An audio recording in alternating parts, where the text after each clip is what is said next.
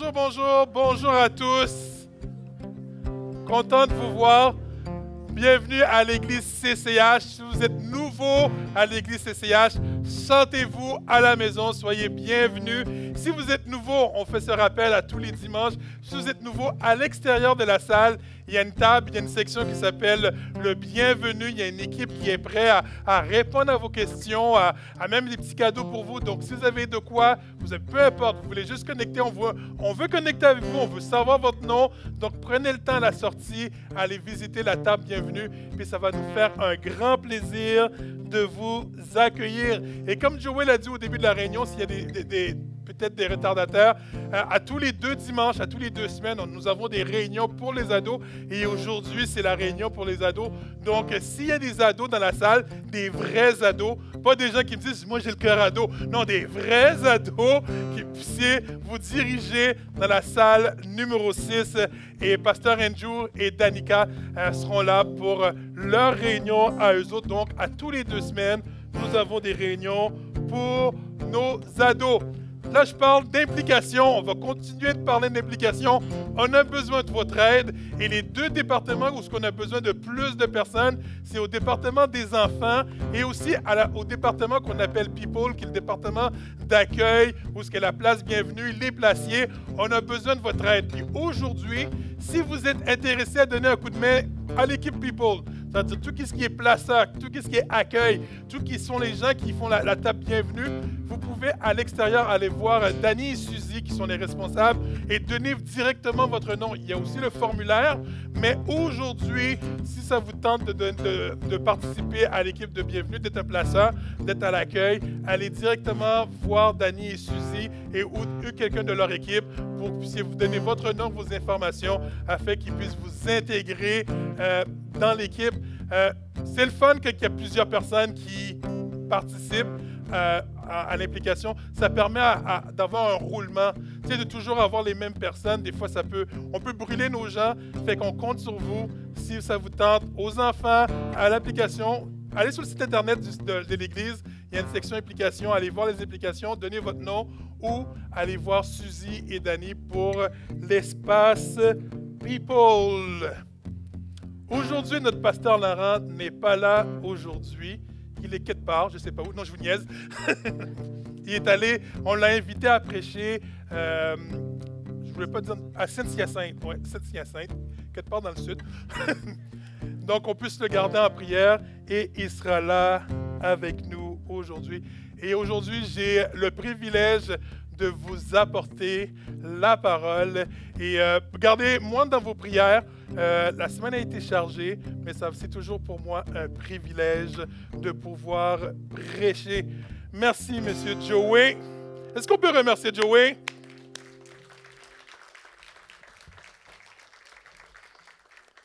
Toujours fidèle au poste. Incroyable. Si vous voulez bénir Joey financièrement, je suis son agent. Non, je vous niaise. Et il aura 10% de ce que vous me donnez.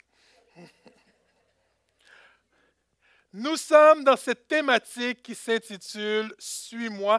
On est rendu à la 4e prédication et comme à l'habitude, nos prédications sont enregistrées. Ils sont disponibles sur notre chaîne YouTube. Si vous avez manqué une des prédications, allez sur la chaîne YouTube de l'Église CCH, cherchez Église CCH et toutes nos prédications y sont. Donc, je vous conseille d'y aller. Une thématique que Pasteur Laurent a commencé, qui nous bénit, qui nous ramène à toujours vouloir suivre Dieu. Et on est rendu à la 4e prédication. Et le titre de ma prédication aujourd'hui, c'est « Tel que tu es, suis-moi ». Tel que tu es, suis-moi. Et je pense que c'est un message que Dieu veut nous parler à chacun de nous. Tel que tu es, suis-moi.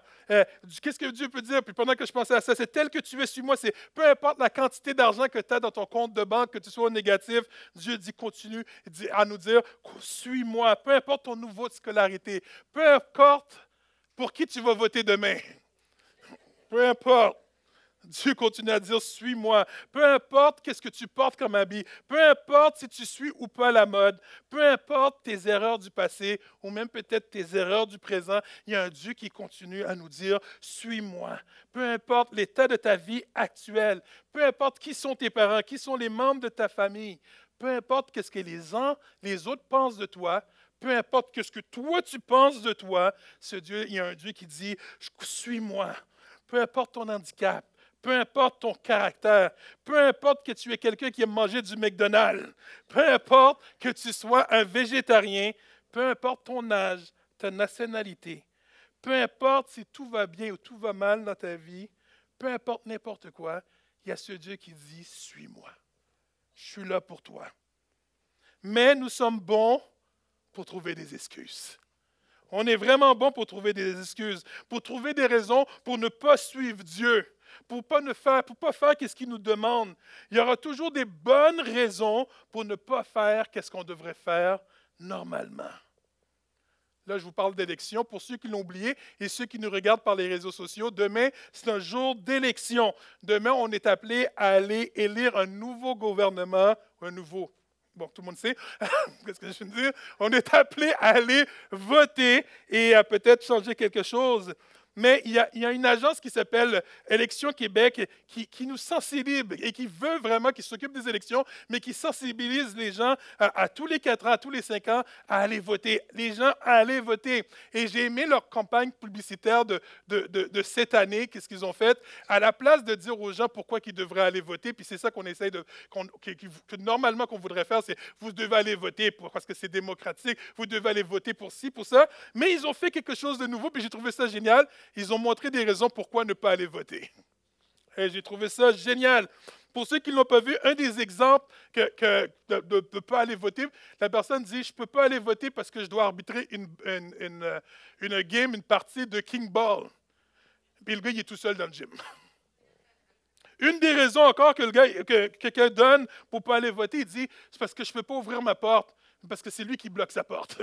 Puis il dit, je ne peux pas aller voter parce que je bloque ma porte. Quelqu'un d'autre dit, je ne peux pas aller voter parce que les astres ne sont pas alignés. Puis là, quand tu regardes ça, en pleine journée, avec sûrement un télescope moyen, quelle étoile que tu peux voir? C'est sûr qu'il n'y a rien d'aligné. Et celle que j'ai trouvée super bonne, c'est elle qui dit, mais je ne peux pas aller voter parce que je t'inquiète de mon petit poisson rouge. Il y aura toujours des bonnes excuses pour ne pas faire qu'est-ce qu'on devrait faire normalement. Juste une anecdote, cela faisait des mois et des années, je pense. On avait un trou en haut de notre porte qui mène vers le sous-sol. Et ma femme disait à chaque fois, c'est quand tu vas fermer le trou. C'est quand tu vas fermer le trou. Puis elle n'arrêtait pas de magasiner. C'est quand. Puis là, je dis des mois, c'est des années et des années et des années. J'ai dit oui. À chaque fois, j'avais toujours une bonne excuse à lui répondre. Oui, je vais le fermer. Oui, à un moment donné. Je pense qu'il faudrait appeler quelqu'un d'autre. Mais j'avais toujours des bonnes raisons pour lui dire que ce n'est pas le temps. Mais pendant ces années, pendant ces mois-là, pendant que je pensais à ma prédication, je disais, j'ai eu le temps de jouer à plein de jeux vidéo. J'ai eu le temps de me reposer un peu. J'ai eu le temps de regarder plein ou beaucoup de Netflix. J'ai eu le temps d'aller chiller avec mes amis, aller au resto. J'ai eu le temps de faire plein d'autres choses que de réparer ce trou-là. Mais à vrai dire, réparer le trou qui est en haut de la porte n'était pas une priorité pour moi. Tout simplement. Il y aura toujours des bonnes raisons, des bonnes excuses de ne pas faire ce qu'on devrait faire normalement, aussi longtemps que cette chose n'est pas une priorité dans notre vie. Est-ce que cela nous arrive? Puis moi, personnellement, est-ce que cela m'arrive parfois, ou souvent, ou très, très souvent, à avoir de la misère à suivre Dieu, à faire ce qu'il me demande, parce que ce qu'il me demande, ce n'est pas une priorité pour moi. Parce que j'ai plein d'autres priorités, Seigneur, dans ma liste. Oui, j'ai entendu ce que tu vas me dire, mais à un moment donné, quand j'aurai le temps, je vais le faire. Mais comme ce n'est pas une priorité, vous le savez, souvent ça tombe dans les oubliettes. Est-ce que ça nous arrive d'oublier que notre Dieu est capable de mieux faire que nous autres? Est-ce que ça nous arrive d'oublier que Dieu sait les bonnes directions dans lesquelles que nous devons aller? Mais souvent, ce n'est pas notre priorité d'entendre et d'écouter ou de faire ce que Dieu nous demande de faire. C'est quoi une priorité? Une priorité, c'est le fait de devenir le premier. C'est de passer avant les autres en raison de son importance ou d'une convention. C'est ça une priorité. Dans le texte de Matthieu 6, versets 30 à 33, c'est écrit « Dieu habille ainsi l'herbe des champs qui est là aujourd'hui et qui demain sera jetée au feu. Alors, ne vous habillera-t-il pas à bien plus forte raison vous-même que comme votre confiance en lui est faible? Ne vous inquiétez donc pas en disant « Qu'allons-nous manger? Qu'allons-nous boire? Qu'allons-nous mettre pour nous habiller ?» Ce sont les païens. Puis les païens, c'est ceux qui ne croient pas en Dieu. C'est ceux qui n'ont pas mis leur confiance en Dieu. Ce sont les païens qui recherchent sans arrêt tout cela. Mais votre Père qui est au ciel sait que vous en avez besoin. Préoccupez-vous d'abord du royaume de Dieu et de la vie juste qu'il demande. Et Dieu vous accordera aussi tout le reste. Sommes-nous plus préoccupés à faire confiance à Dieu? Sommes-nous plus préoccupés à suivre ses instructions? Sommes-nous plus préoccupés à le faire confiance? Ou sommes-nous plus préoccupés à plutôt choisir notre propre chemin, à plutôt réfléchir matin, midi, soir sur comment que tel problème je pourrais le régler, comment je pourrais faire pour régler telle chose, comment je pourrais y arriver? Sommes-nous préoccupés par ce que Dieu a à nous dire? Ou sommes-nous plus préoccupés par nos propres plans? Qu'est-ce qui préoccupe? Qu'est-ce qui prend la première place dans nos esprits, dans nos idées, dans nos pensées? Mais il y a un Dieu qui nous rappelle et qui veut nous rappeler à chacun de nous, tel que tu es, peu importe tes inquiétudes, peu importe tes problèmes, peu importe ce qui te tracasse, suis-moi parce que j'ai la solution. J'ai la solution. Souvent, je vous agace avec, je donne comme exemple Google Maps. Je pense que c'est la meilleure chose que Dieu a inventée sur la terre, c'est Google. Le nombre de fois où j'ai dit, tu sais Google, je sais mieux que toi, il m'a montré qu'il savait mieux que moi. Mais le nombre de fois que Dieu nous a montré qu'il savait mieux que nous, est-ce qu'on ne devrait pas avoir le réflexe aussi, Dieu, je vais te faire confiance. Je vais te faire confiance. Le nombre de fois que je roule sur l'autoroute, puis je dis, bon, voyons, le GPS, Google me dit, sors. Mais je dis, voyons, il n'y a rien qui se passe. Mais non, tu te trompes, Google, tout va bien. Et lorsque tu es pogné dans le trafic, là, tu regrettes, j'aurais dû t'écouter, Google. Le nombre de fois où ce que Dieu dit, je te dis de sortir, je te dis de me suivre, je te dis de prendre un autre chemin que tu penses qui est bon. Mais une fois que tu es pris dans la situation, c'est là qu'on dit, Seigneur, j'aurais dû t'écouter. Le nombre de fois où on s'inquiète, le nombre de fois où moi je m'inquiète, et je me dis comment je vais y faire pour y arriver, comment je vais faire pour trouver une solution, à perdre des nuits. Je ne sais pas si vous êtes comme vous, mais moi j'ai ce petit problème-là. J'essaie d'être toujours un step ahead, un pas en avant de quelque chose. J'essaie toujours de te préparer à n'importe quoi. C'est pour ça que mon sac que vous voyez que je transporte, il y a toujours plein de trucs dedans. C'est au cas où. Je suis le gars comme ça au cas où. J'aime toujours d'avoir un pas en avant. Même durant la nuit, j'essaie de dormir, mais j'essaie de planifier à l'avance ma journée pour être toujours un pas à l'avant pour dire je le savais, et ainsi de suite. C'est comme ça que je suis. Mais à un moment donné, quand tu te réveilles le lendemain matin et tu es aussi brûlé comme que le soir, moi, je dis non, il faut que j'apprenne à relâcher. Il faut que j'apprenne à donner à Dieu qu'est-ce qui me tracasse. Et lorsque je me rappelle qu'il y a un Dieu qui me dit « Suis-moi », un Dieu qui me rappelle, qui me dit « Lâche tes soucis entre mes mains », c'est là que je prends un temps pour aller dans la présence de Dieu, de dire « Seigneur, tu vois qu'est-ce qui se passe, tu vois comment que je suis, tu vois comment que je m'inquiète ». C'est ce Dieu qui, lorsque je sors de ces temps de prière, c'est ce Dieu que je sens une paix. Tu sais, tu te sens léger. Mais vous savez quoi? Qu'est-ce qui est fou? On sort de notre temps de prière, on se sent léger, mais le problème est encore là. Mais qu'est-ce qui est paradoxal, hein? C'est que des problèmes est encore là, mais la paix, quand on dit que la paix de Dieu surpasse toute autre chose, que même si que le problème est encore là, mais il y a un Dieu qui dit, moi je te donne la paix. Je te donne la paix. Lorsque Dieu nous dit, suis-moi, c'est cette paix que Dieu veut nous donner. Une paix que Dieu dit, oui, le problème est encore là, mais je veux te rappeler constamment que je serai avec toi tout au long du processus de ce problème-là. Je ne te laisserai pas tomber. Et souvent de voir quelques jours plus tard, quelques semaines plus tard, qu'est-ce qui était un fardeau pour nous, qu'est-ce qui nous tracassait, n'est plus là. Et c'est réglé. Un Dieu qui nous rappelle tel que tu es, avec tes inquiétudes, avec tes soucis, avec tes fardeaux. Viens, suis-moi. Un Dieu qui est capable de nous donner la force, l'énergie, la patience, le courage d'attendre le jour de la victoire, d'attendre le jour de la délivrance. Dis, Seigneur, je sais qu'un jour je vais avoir la victoire. Je sais qu'un jour je vais être délivré de ce fardeau, de ce problème que je traîne avec moi. C'est dans le psaume 23, verset 4, qui ne va pas apparaître à l'écran.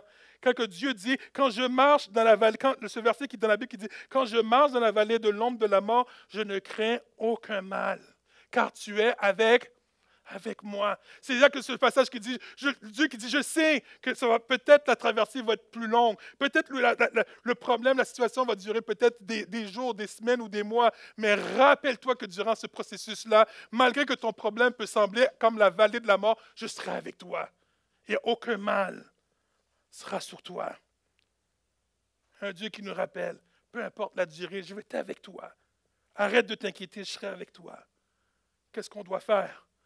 Nous autres, c'est juste nous préoccuper d'être dans la présence de Dieu. Juste nous préoccuper de rester dans la présence de Dieu. Parce qu'il existe dans ce monde plein de choses qui veulent essayer de voler notre paix, de voler notre joie. Et nous autres, on fait juste se préoccuper. Moi, Seigneur, je veux juste rester dans ta présence, rester dans ta paix, rester dans ta joie. Nous préoccuper seulement de suivre Dieu vers le chemin qu'il veut nous amener. Et lui, il fera le reste. Il est le Dieu des solutions. Il est le Dieu de toutes choses. Souvent, c'est plus fort que nous. On aime ça aller voir à droite, à gauche. Mais des fois, on oublie que la première place où on devrait aller, c'est toujours vers Dieu. C'est comme cette entrevue que j'ai vue de cet acteur américain qui s'appelle Kevin Hart avec je pense qu'il était à l'émission de Oprah Winfrey, où il parlait qu'il était dans un moment où il n'arrivait pas à payer son loyer, puis ça allait mal. Puis il appelle sa mère, puis il dit à sa mère, « Tu sais, maman, j'ai de la misère à payer mon loyer, il faut que tu m'aides. Il faut que tu m'aides, maman, j'y arrive pas. » Et sa mère lui répond, « Est-ce que tu as pris le temps de lire ta Bible? » Il dit, « Maman, je comprends que tu veux que j'ai une relation avec Dieu, je comprends que tu veux me laisser cet héritage-là, mais là, présentement, dans quelques jours, si je n'arrive pas à payer mon loyer, on va me mettre dehors. Est-ce que tu es prêt à m'aider à payer mon loyer? » Puis sa mère a dit, « Est-ce que tu as pris le temps de lire ta Bible? » Il raccroche, il va bouder. Quelques jours plus tard, il rappelle encore sa mère. Il dit, « Maman, j'ai besoin vraiment de toi. Là, j'ai essayé toutes mes options, mais toi, tu es ma dernière option. Est-ce que tu peux m'aider à payer le loyer parce que c'est fini. Demain matin, ça se peut qu'on me met dehors. » Et puis sa mère lui répond, « Qu'est-ce que je t'ai dit? As-tu pris le temps de lire ta Bible? »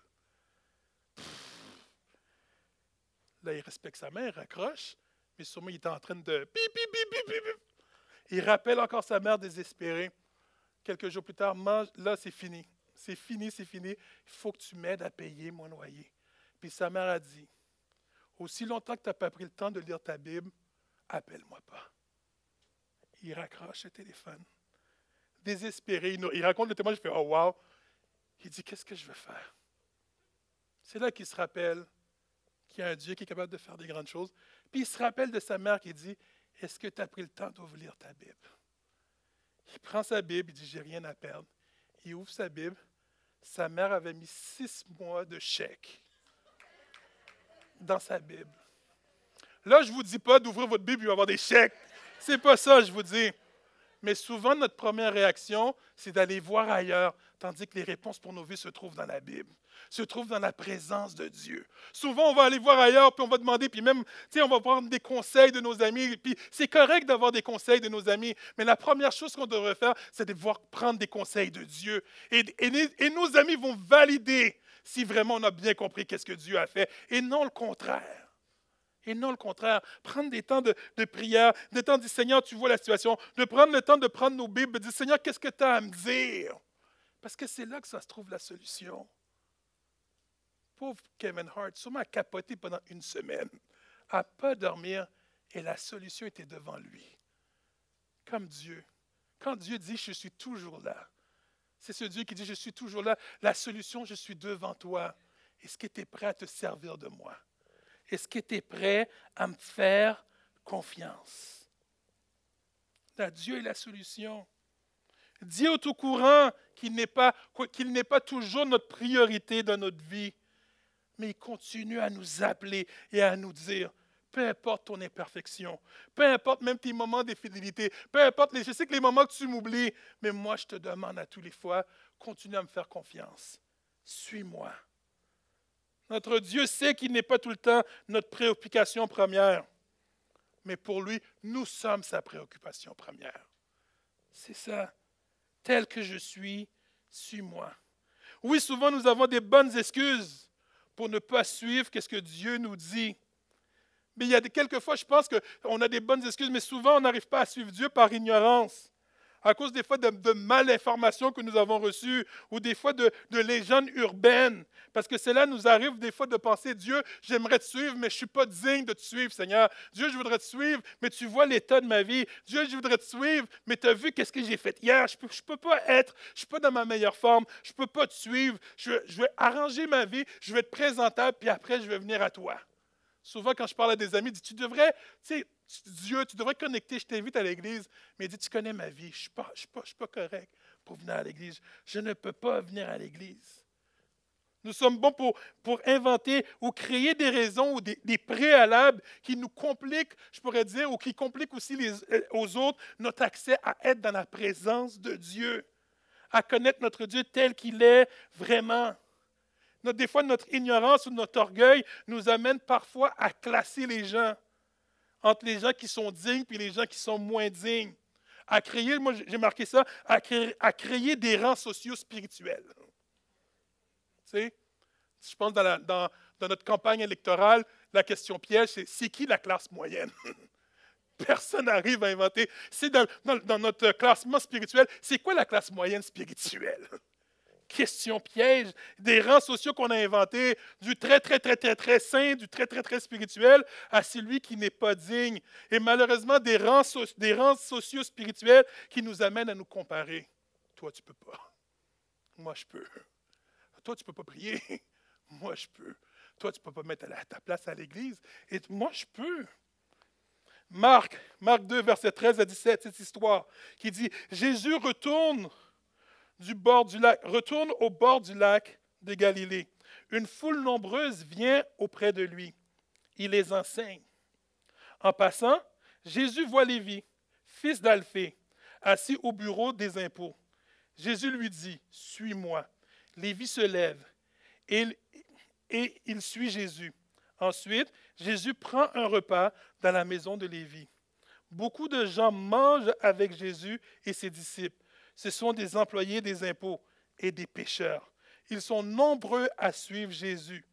Des pharisiens, maîtres de la loi, sont là. Ils voient que Jésus mange avec les pécheurs et avec les employés des impôts. Alors ils disent aux disciples de Jésus, « Votre maître mange avec les employés des impôts et avec les pécheurs. Pourquoi donc? » Jésus les a entendus et il leur dit, « Les gens en bonne santé n'ont pas besoin de médecins. Ce sont les malades qui en ont besoin.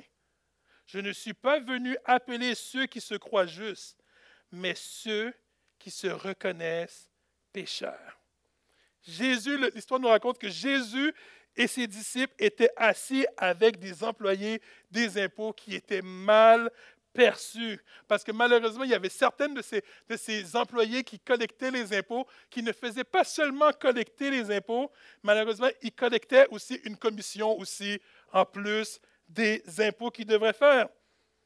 Imaginez si, pour eux autres, l'impôt n'était pas, je pourrais dire, évident à payer. 2000 ans plus tard, on a le même problème. Personne n'aime ça, payer de l'impôt. Mais imaginez que payer de l'impôt, plus une commission, ça devient lourd. Déjà qu'en 2022, à chaque fois que je reçois une lettre du gouvernement, je dis « Oh zut! Qu'est-ce qu'ils ont recalculé encore?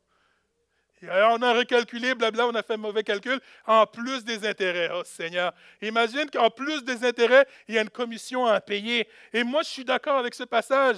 Ces collecteurs d'impôts, ce n'étaient pas juste des pécheurs, c'était des voleurs. Oui, des vrais voleurs. Comment ça se fait que Jésus se tenait avec eux autres? Personne n'aime payer des impôts. Mais le texte nous dit que Jésus et ses disciples étaient avec eux. Étaient aussi avec d'autres gens qui disaient que des pécheurs, sûrement des gens que leur vie n'était pas correcte. Mais Jésus connaissait leur vie. Jésus savait que ces gens-là n'étaient pas corrects. Mais malgré ça, Jésus s'est assis avec eux autres. Jésus les a enseignés. Jésus a mangé avec eux autres. Jésus a pris le temps de connecter avec eux autres. Ce qui préoccupait plus Jésus, ce n'était pas sa réputation, mais c'était d'être avec ceux qui avaient besoin de lui. Ce qui préoccupe notre Dieu aujourd'hui, encore aujourd'hui, c'est d'être avec nous, avec chacun de nous. Peu importe notre état, peu importe notre vie, Dieu se préoccupe d'être avec nous. C'est ça qu'il veut faire. Un exemple d'amour, un exemple parfait de qu'est-ce qu'est l'amour, c'est d'être avec ceux qui en ont besoin. Cette phrase de Jésus, les gens en bonne santé n'ont pas besoin de médecins, ce sont les malades qui en ont besoin. Je ne suis pas venu appeler ceux qui se croient justes, mais ceux qui se reconnaissent pécheurs. Puis je crois des fois, on ne se rend pas compte. Lorsque quelqu'un affirme qu'il ne peut pas suivre Dieu parce qu'il doit arranger sa vie, qu'il y a plein de choses dans sa vie qu'il doit arranger, mais cette personne-là, sans faire exprès, qu'est-ce qu'il veut dire? C'est qu'il reconnaît qu'il n'est pas parfait. Cette personne-là, sans se rendre compte, c'est qu'il reconnaît qu'il y a des choses qui doivent changer. Cette personne-là, c'est sans qu'il s'en rende compte, il reconnaît que Dieu est saint, puis que lui, il y a des choses, il reconnaît la sainteté de Dieu comparée à son état. Et sans qu'il s'en rende compte, il se déclare pécheur. Et c'est pour ce genre de personnes-là que Dieu est venu mourir sur la croix. Ce genre de personnes-là que Dieu appelle de suivre. Puis ce genre de personnes-là, c'est chacun de nous ici. Les gens qui ont besoin de Dieu parce que nous ne sommes pas parfaits, parce qu'on a besoin du Seigneur. Et Dieu continue à nous dire, suis-moi tel que tu es. Suis-moi, suis-moi. Un Dieu qui nous appelle à le suivre afin de prendre soin de nous, afin de nous changer, afin de nous transformer et de le laisser faire, de nous transformer à sa manière, pas à notre manière, pas que selon ce que le monde dit, mais selon lui, selon ses principes à lui. Ésaïe 55, versets 8 et 9, nous dit, ce passage que quelques-uns d'entre nous connaissent, le Seigneur déclare, « Vos pensées ne sont pas mes pensées, mes façons de faire ne sont pas les vôtres. Il y a une grande distance entre mes façons de faire et les vôtres, entre mes pensées et vos pensées. Elle est aussi grande que la distance entre le ciel et la terre. » Tandis que nous, dans nos standards humains, on aurait eu le réflexe de nous distancier de ces collecteurs d'impôts. On aurait eu comme réflexe de se distancer de ces pécheurs-là pour dire, je ne peux pas me rester à côté de toi. Et lui Dieu, dans ses réflexes à lui, non, moi je dois être plus proche d'eux, je dois manger avec eux, je dois connecter avec eux. Tandis que nous, dans nos standards humains, dans nos réflexes humains, on aurait pensé à notre réputation. On aurait pensé à ce que les autres auraient dit. Il dit, imagine quelqu'un me prend en photo et me met sur Facebook. Je dois faire attention. Surtout si on est des politiciens, il faut faire attention de ce temps-ci. On a peur des rumeurs. Mais Jésus, qu'est-ce qui le préoccupe le plus? C'est chacune de nos vies. Ce n'est pas les rumeurs, ce n'est pas les autres choses. Et soit, vous savez, Jésus aussi pense à sa réputation. Dieu pense aussi à sa réputation. C'est ce Dieu, c'est ce Jésus qui dit que peu importe ton état, peu importe ce qui se passe dans ta vie, je serai avec toi. Au-delà de ce que les hommes pensent, que nous autres disent, non, moi je veux me distancer. Lui dit, tandis que l'homme pense de se distancer, lui dit, moi je dois me rapprocher. Parce qu'il y a un besoin là. Je ne suis pas un gars qui s'habille à la mode. Moi, la mode, où est-ce que je m'habille? Je m'en vais au Walmart puis Amazon. Mais il y a certaines personnes, portez des marques, portez des habits, soyez bénis si vous êtes comme ça. Mais, tu sais, moi, j'avais des amis au cégep, pour eux autres, l'apparence était primordiale. Puis moi, j'étais toujours relax. Des fois, pour que je puisse être avec eux autres, ils me regardaient avant de haut en bas, ils m'arrangeaient un peu, puis ils disaient, là, maintenant, tu peux marcher avec moi. Pour leur réputation. Ils avaient une réputation. Mais dans notre tendance humaine, nous avons comme réflexe des fois de catégoriser des choses, de catégoriser puis de mettre ensemble tout ce qui est beau et belle ensemble, tout ce qui est moyen ensemble, tout ce qui est cute, c'est ce mot cute là, c'est un mot poli, ensemble, et tout ce qui est laid ensemble, c'est plus fort que nous. Et je pense que c'est correct pour les objets, mais on le fait aussi pour les humains. Les cutes avec les cutes, les beaux avec les beaux, les moyens avec les moyens, puis les laids avec les laids. Juste comme exemple, lorsqu'une belle femme ou un bel homme se présente dans une salle de réception ou quelque part, puis qu'on sait qu'il est accompagné, notre premier réflexe, c'est de trouver l'équivalent de l'autre côté. C'est notre premier réflexe. Ah, elle doit avoir elle doit avoir lui. Parce que c'est comme ça qu'on est ici. C'est sûr et certain que cette belle femme doit avoir un bel homme. Puis à chaque fois, on cherche. Puis finalement, quand on se rend compte que selon nos standards humains, que cette belle femme-là est avec un gars, selon nous, moyen, on se demande qu'est-ce qui se passe. C'est pas normal. Ça doit être son frère. Ils ne doivent pas être ensemble. C'est pas possible. Parce que c'est comme ça qu'on est drainé. Les belles choses doivent être avec les belles choses et les moyennes avec les moyennes. Puis c'est pas possible qu'un bel homme ou une belle femme puisse être avec quelqu'un d'ordinaire. Mais si Dieu pensait de la même manière, lui qui est parfait, lui qui est beau, lui qui est toute chose, vous savez, aux yeux de Dieu, nous sommes tous égaux. Nous sommes tous pareils. Nous sommes tous des pécheurs. Nous sommes tous des gens infidèles devant lui, orgueilleux à temps partiel, refusant d'accepter notre culpabilité de temps en temps, mettant toujours la faute sur les autres. C'est pas moi, c'est de sa faute à elle ou c'est de la faute à lui. Toujours la recherche d'un coupable, ingrat, jaloux, puis je pourrais continuer pendant des siècles et des siècles. Et c'est ça qu'on est. Et malgré tout cela, Dieu continue à nous aimer quand même. Quand même. Peu importe notre beauté extérieure, mais il sait comment qu'en dedans de nous, c'est pas beau à voir. Souvent, pour taquiner, des fois, on voit quelqu'un de beau et de belle, puis on connaît quelqu'un qui la connaît, puis quand la personne nous dit, comme on dit, elle est belle, mais elle dit, si tu savais, puis elle commence à nous rémunérer ce que la personne fait. Des fois, malgré que la personne puisse être beau et belle à l'extérieur, sachant ce qui se passe à l'extérieur, notre réflexe humain, c'est « Ouf! Non, merci. » Mais Dieu, sachant pareil l'intérieur de chacun de nous, individuellement, continue à nous aimer. Sachant que sachant qu'on est là aujourd'hui, ce matin, pour dire « Oui, Seigneur, on t'aime. Oui, Seigneur, sois élevé. » Puis 2 heures plus tard, on va être peut-être en train de faire autre chose. Mais Dieu continue à nous aimer pareil. Continue d'être avec nous. Jésus n'avait rien à prouver. Dieu n'a rien à prouver. Dieu est en mission constamment tous les jours. Il veut juste toucher des hommes, toucher des femmes, ramener des hommes et des femmes de la noirceur à la lumière. C'est le but de Jésus, c'est le but de Dieu à tous les jours. Dieu s'en fout de ce qu'on pense de lui. Lui est en mission. Jésus connaissait son identité. Dieu a dit, peu importe ce que vous avez à faire, moi je ne tombe pas dans vos pièges, j'ai quelque chose à faire.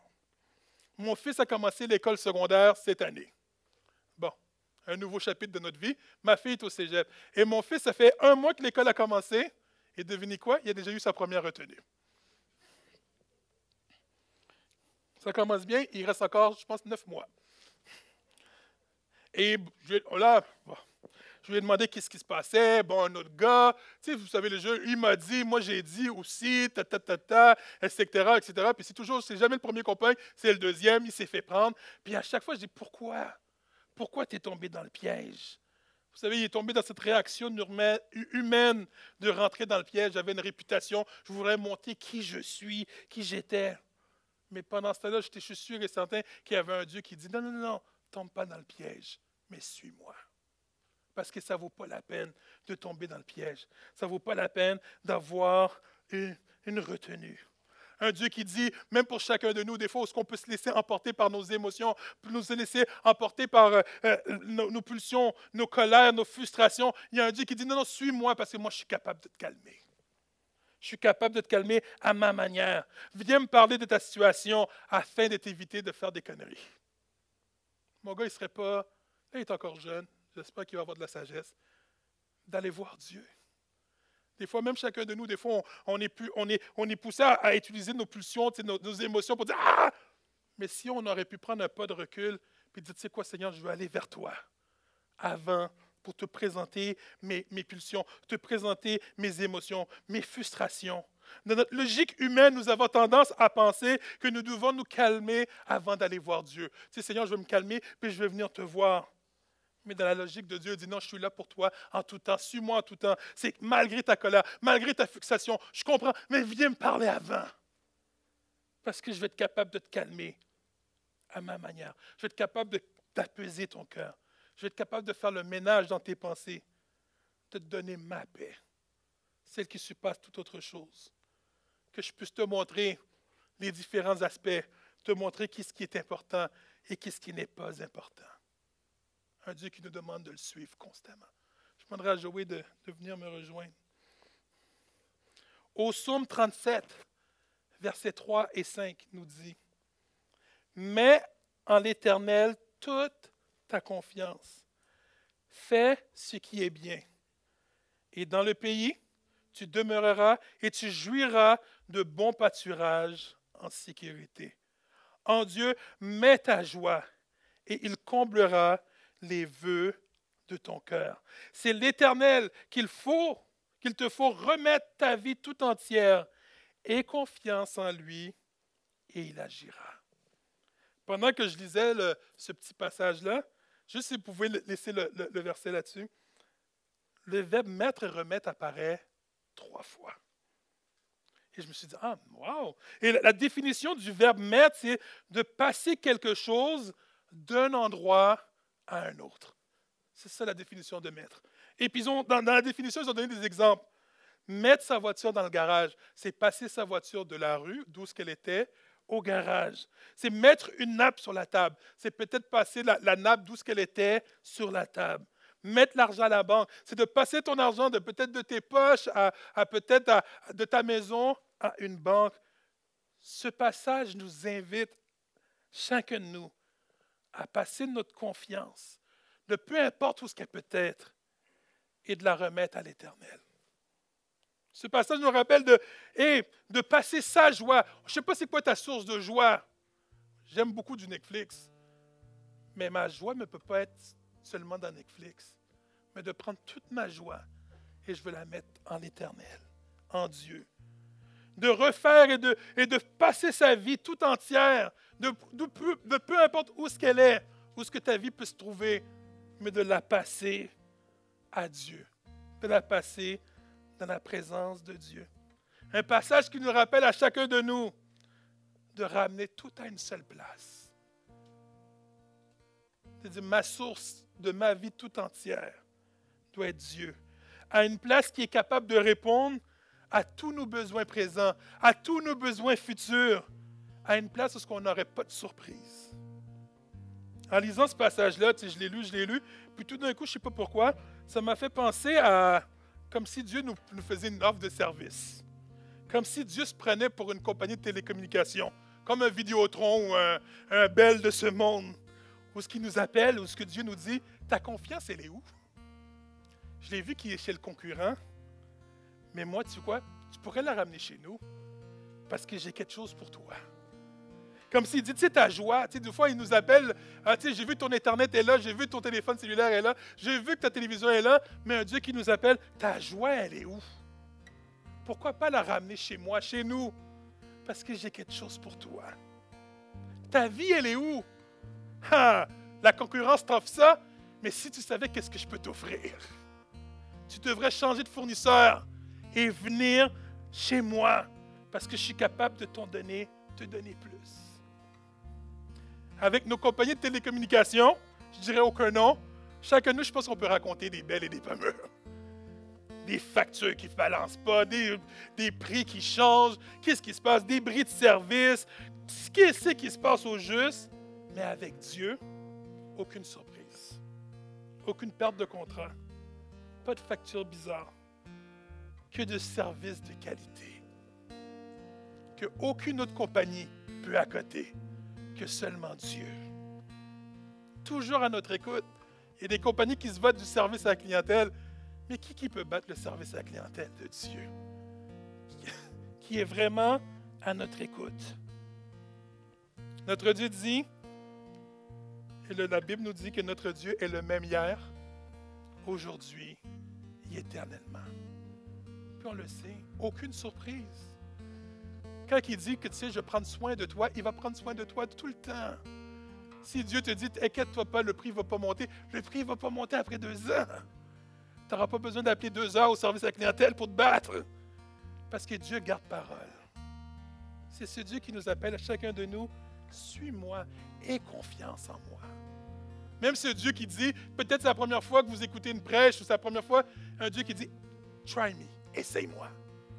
Essaye-moi. Puis si je ne fais pas l'affaire, je vais te rembourser. Et vous savez quoi? Et je peux le dire. Puis chacun de nous, je pense qu'on a un témoignage. Essayer Dieu, c'est l'adopter. Essayer Dieu à sa manière, pas avec toutes nos conceptions et tout, qu'est-ce qu'on invente. C'est de dire, Seigneur, je vais t'essayer, mais à ta manière. Je vais décider de te suivre, Seigneur, et de suivre tes instructions. Un Dieu qui nous rappelle, c'est lui qui change, c'est lui qui transforme des vies, c'est lui qui est capable de changer nos pensées, c'est lui qui est capable de nous faire passer de la noirceur à la lumière. Si on prend des fois le temps d'examiner nos vies puis de voir les merveilles que Dieu a fait dans nos vies, de voir des fois des situations de couple ou des situations dans nos vies où pour nous autres c'était fini, mais on a juste pris le temps de faire confiance à Dieu, puis Dieu a dit, tu sais quoi, à cause que tu m'as fait confiance, regarde ce que je suis capable de faire. Et des fois c'est juste le commencement de ce que Dieu peut faire. Puis si on était capable de juste lâcher prise encore plus sur notre vie, imaginez qu'est-ce que Dieu pourrait faire de plus.